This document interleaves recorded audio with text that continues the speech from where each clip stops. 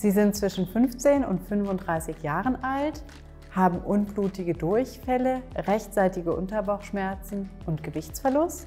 Dann leiden Sie vielleicht unter einem Morbus Crohn.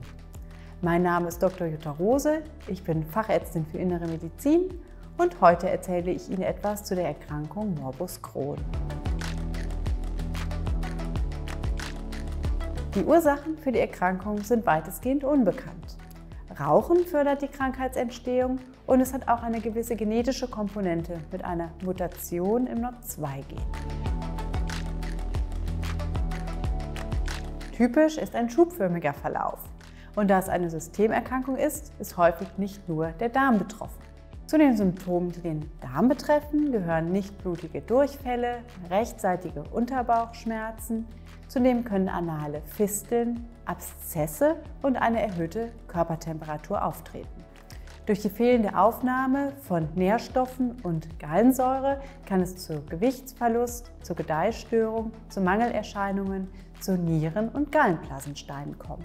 Außerhalb des Darmes kann es zu Gelenkentzündungen kommen, zu einer Veränderung der Gefäßhaut des Auges oder der Iris und zu Aften der Mundschleimhaut. Initial erfolgt bei Verdacht eine Blut- und Stuhluntersuchung zum Nachweis einer Entzündung, etwaiger Mangelerscheinungen und zum Ausschluss anderer Magen-Darm-Infekte.